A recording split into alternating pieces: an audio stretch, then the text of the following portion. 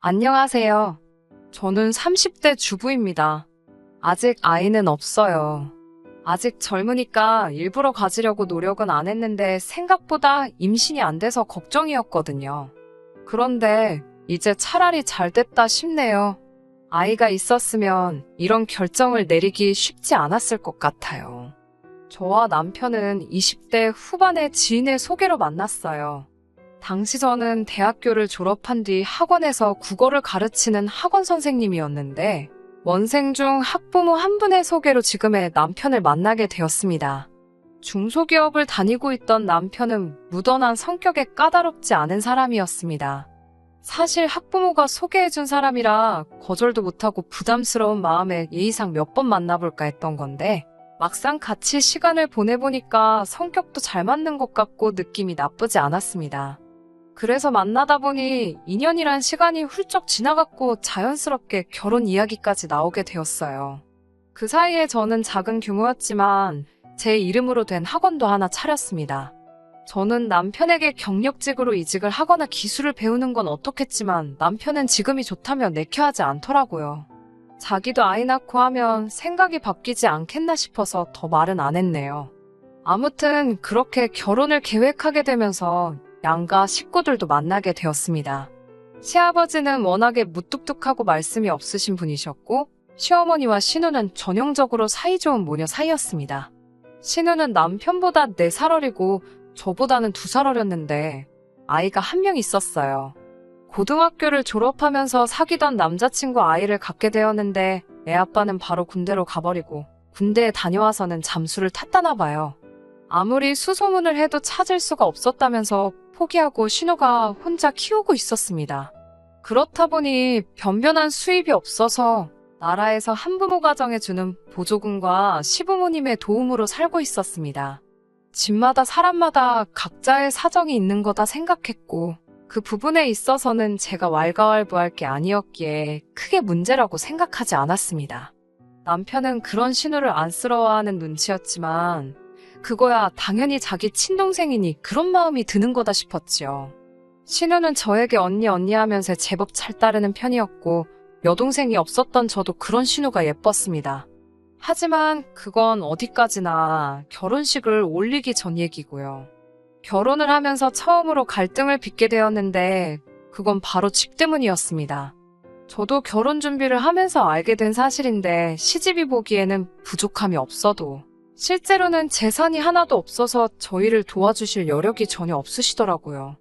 저도 학원을 차리면서 그동안 모아두었던 돈을 다 써버린 탓에 걱정이 많았습니다.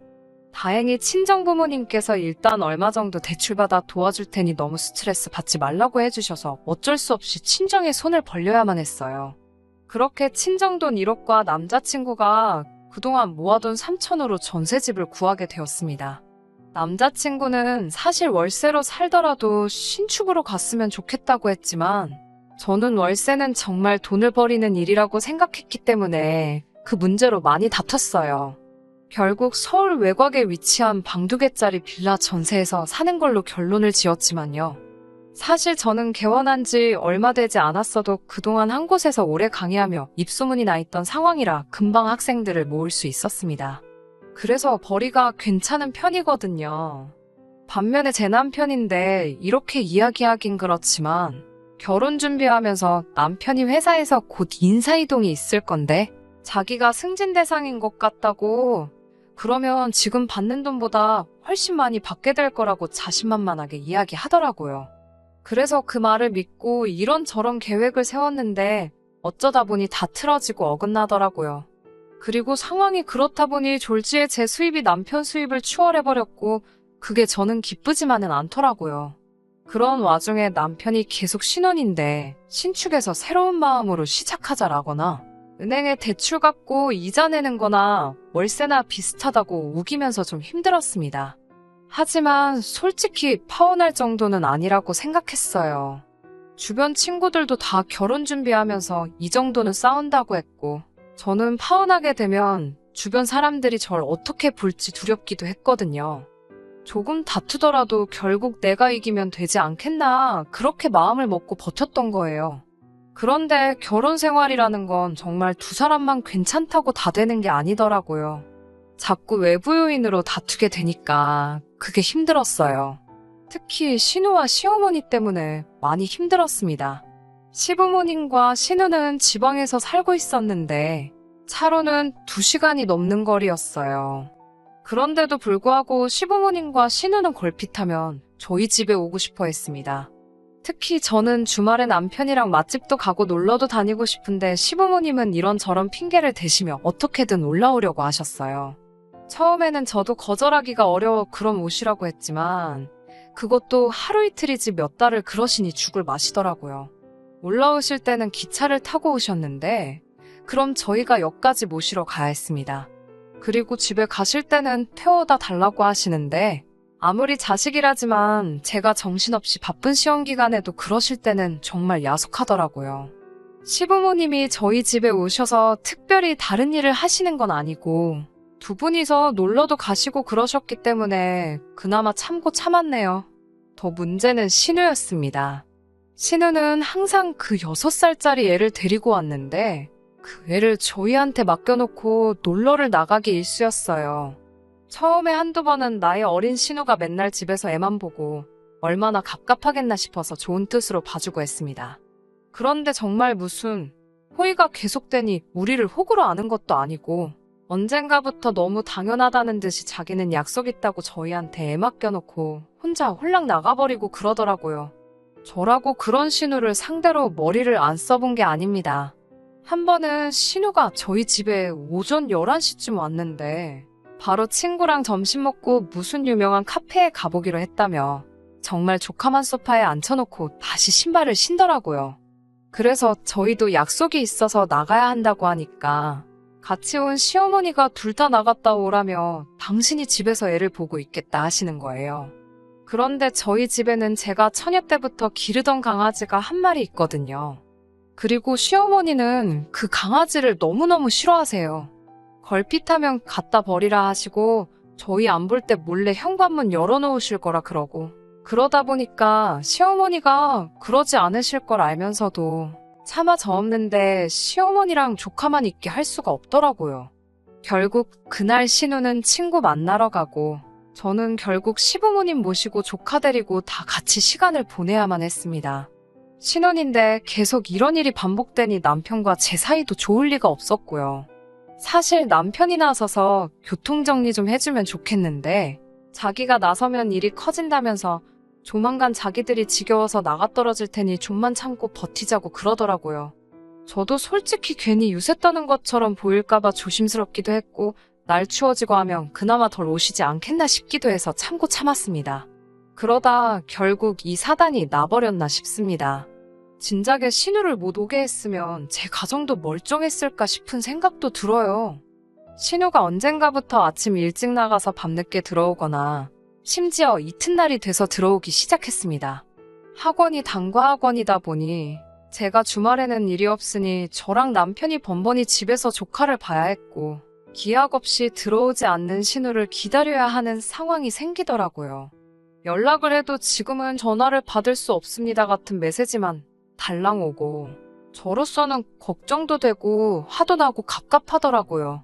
그래서 몇 번이고 남편한테 신우한테 연락 좀 하라고 그리고 이럴 거면 제발 못 오게 하라고 화를 냈어요. 남편은 그러면 또 알겠다고 대답은 잘하는데 실제로 달라진 건 없었습니다. 그리고 결국 신우가 며칠이 지나도록 안 들어오는 일이 발생했어요. 시부모님은 주말이 끝나기가 무섭게 당신들 집으로 돌아가신다 하시기에 일단 손녀딸도 데리고 가시라 하니 노인네 둘이서 애를 어떻게 보냐면서 신우 들어올 테니 저희더러 데리고 있으라고 하셨습니다.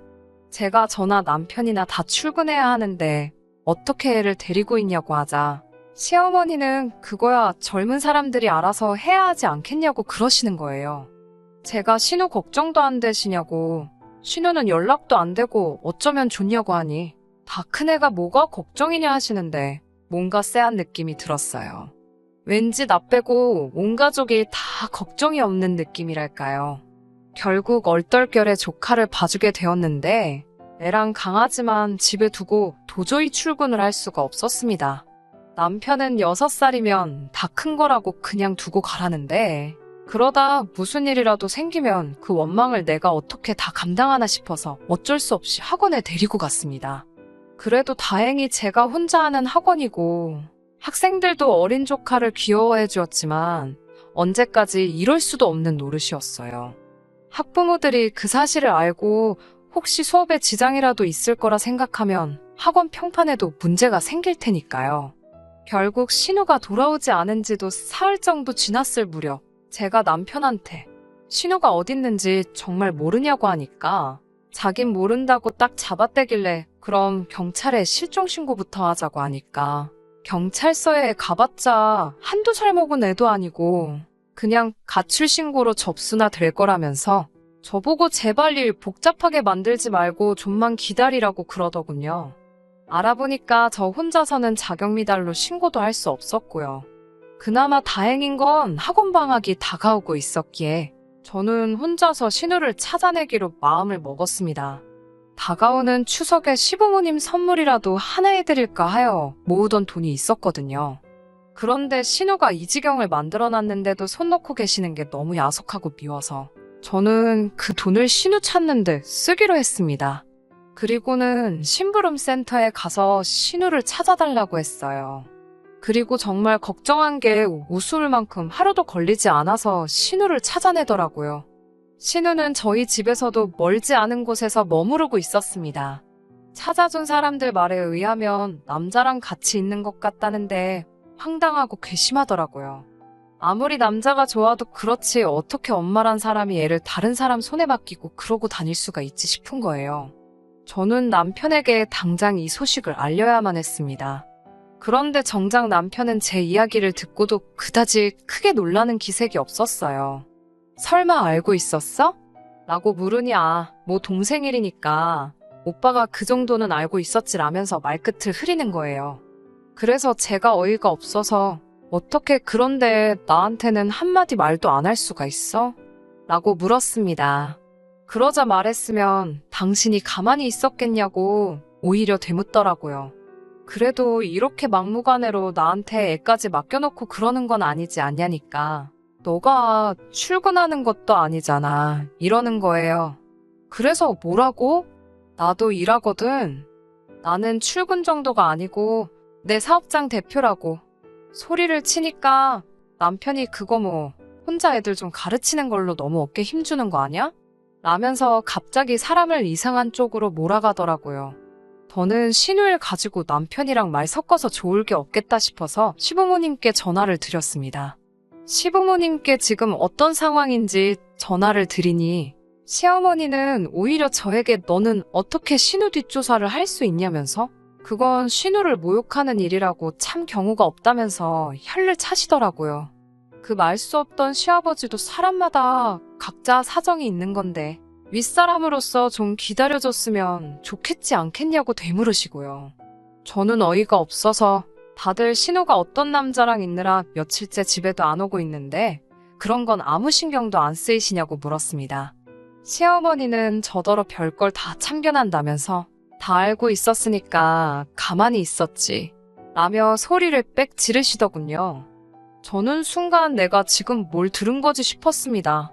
그러니까 나만 빼고 다들 신우가 어디서 뭐하고 다니는지 알고 있었으면서 나한테 애까지 맡겨놓고 모르는 척 했다는 건가? 정말 사람을 바보 취급해도 정도가 있지라는 생각이 들자 정말 속된 말로 머리가 돌아버릴 것 같더군요. 저는 제가 행여나 죄 없는 어린애한테 화풀이하게 될까봐 걱정이 돼서 시어머니한테 이제 더는 못 봐주겠으니까 당장 애 데리고 가라고 했습니다. 그러자 시어머니는 그럼 어디 저기 보육원 같은 데다 일단 맡겨놔라. 지 엄마가 돈 벌어서 찾으러 가게 그러더군요. 그 말 듣고 솔직히 이혼을 결심한 거나 마찬가지입니다. 어떻게 할머니란 사람 입에서 저런 소리가 나올 수 있나요? 설령 신우가 진짜로 자기 딸을 보육원에 맡길지라도 차마 제가 조카를 그곳에 데려다 놓을 순 없었습니다. 그렇다고 제가 계속 조카를 봐주고 싶지도 않았고요. 저는 결국 신우가 남자랑 같이 있다는 그 집에 조카를 데리고 갔습니다. 그 집 앞에서 잠복하다시피 몇 시간을 차 안에 있었습니다.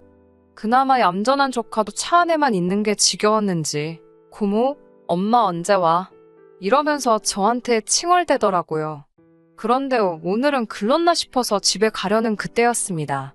옷을 무슨 새내기 대학생 마냥 차려입은 신우가 어떤 남자 팔에 팔짱을 꼭 끼고 골목을 돌아서 나오더라고요. 보는데 황당하고 어이가 없었습니다. 제가 조카를 데리고 차에서 내리면서 맞은편에서 오던 신우와 눈이 마주쳤어요. 그러자 신우가 화들짝 놀라며 발걸음을 돌리려고 하더라고요. 제가 신우 이름을 불렀지만 신우가 못 들은 척을 하더라고요. 그렇지만 조카가 신우를 봤는지 엄마 하면서 달려가더라고요. 그러자 신우도 반사적으로 다시 뒤를 돌아봤고요. 조카가 엄마 하고 달라드니 신우도 밀어내지 못하더군요. 신우 옆에 있던 남자는 무슨 상황인지 갈피를 잡지 못하고 혼란스러운 얼굴을 하고 있었습니다. 제가 그 남자에게 안녕하세요. 저희 신우 친구분이세요? 하고 말을 걸었습니다. 남자는 얼떨떨한 표정으로 예, 제가 남자친구입니다 하길래 저는 일부러 신우를 쳐다보면서 한껏 높은 목소리로 이렇게 멋진 분을 만나느라 신우가 집에도 안 들어오고 딸도 나몰라라 했구나 하고 말을 걸었어요. 그러자 신우가 눈으로 저에게 욕을 하며 언니 왜 그래요? 이따 전화할게요. 그때 통화해요. 이러면서 조카를 제 쪽으로 밀더라고요. 조카는 영문도 모르고 엄마, 나 엄마랑 있을래 이러고 신우는 급기야 저를 골목어기로 잡아 끌더니 언니, 지금 뭐 하자는 거예요? 라며 따지기 시작하더라고요. 그렇지만 제가 뭐가 겁이 나겠어요. 저는 당당하면 저 남자 앞에서 얘기하라며 신우 팔을 뿌리치고 다시 그 남자한테 가서 조카를 들이밀었습니다. 예쁘죠? 우리 신우 딸이에요. 사진은 보여준 적 있어요? 남자친구분이 우리 조카도 자식으로서 받아주기로 한 거예요? 정말 대단하신 분이다. 라고 아주 갖은 오바를 다 떨면서 신우 남자친구라는 사람에게 말을 걸었습니다. 그러자 신우가 진짜 왜 그러냐고 소리치면서 닭똥 같은 눈물을 흘리더군요. 남자가 잠깐 아무 말도 없더니 신우한테 너 결혼했었어? 이러는 거예요. 신우가 결혼한 건 아닌데 라면서 말끝을 흐리니까 남자가 다시 그럼 얘는 네 딸은 맞는 거야? 이러더라고요. 그러니까 신우가 내 딸 맞다고 미리 말 못해서 미안하다 사과를 하고 있으니 남자가 신우한테 진짜 어이없다며 비웃음을 날리더니 너 진짜 인생 그렇게 살지 말라고 뭐라 하더라고요. 어떻게 엄마라는 여자가 애도 숨기면서 남자를 만나냐고. 너 같은 여자는 트럭으로 줘도 싫다면서 남자가 아주 질색을 하고 떠나더라고요. 신우는 당장이라도 제 뺨을 칠 기세로 씩씩거리면서 내가 널 가만둘 것 같냐고 하길래 너야말로 내가 널 이쯤에서 가만둘 것 같냐고 받아쳤습니다. 그 길로 신우 품에 조카 줘버리고 집에 오니 벌써 남편은 신우한테 들었는지 아주 얼굴이 벌개져서 벼르고 있었다는 표정이더라고요. 하지만 저도 이미 이 식구들이 다 저를 바보등신으로 만들었다는 걸 알았기 때문에 일단 가족관계에 아무런 미련도 없었거든요. 그래서 그런 남편을 보고는 뭐 열받아 아주 웃기고 앉아있네 한마디 해주고선 남편 짐을 챙기기 시작했습니다. 이윽고 시모한테도 전화가 와서는 네가 기어이 우리 딸 혼삭기를 다 막았다면서? 라고 대뜸 성질부터 부리더니 너 때문에 우리 딸 인생 망쳤다고 저보고 보상하라고 악을 쓰더라고요. 알고 보니까 그 남자가 의대를 졸업하고 서울 모 병원에서 레지던트 하면서 자취를 하고 있었나 봐요.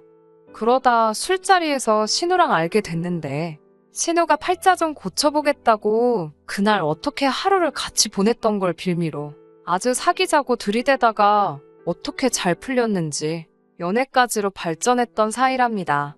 그런데 제 덕에 산통을 깼다면서 다들 제 탓만 하더라고요.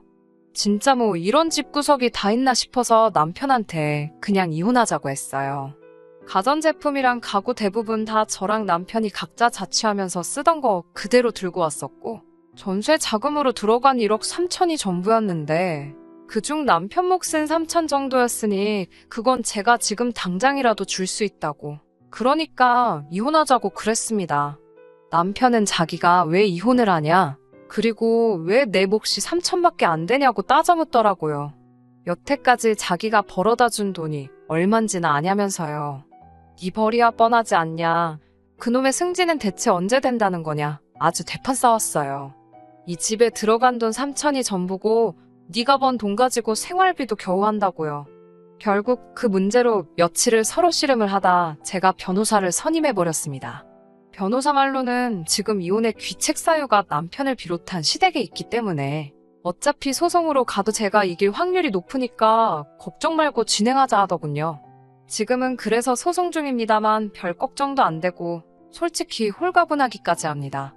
저희가 이혼한다고 하자 그제서야 시부모님도 정신이 들었는지 자기가 자식 일이다 보니 눈에 뵈는 게 없었다며 부모 마음 좀 이해해달라고 그리고 저에게도 미안했다고 따로 사과하고 싶다 하시더군요. 하지만 한 번 속지 두 번 속을 수 있나요? 저는 괜찮다고 그냥 이대로 다시는 서로 안 마주치면 좋겠다고 선을 그었습니다. 그 이후에 제 귀에 들려온 바로는 신우는 그 남자한테 차인 건 물론이고 남자가 어디 인터넷 유명한 곳의 사연으로 제보까지 해가지고 정말 동네 망신을 당한 것 같더라고요. 솔직히 저는 지금이라도 신우가 마음 고쳐먹고 성실히 애 키우면 살면 좋겠습니다. 그럼 누가 아나요?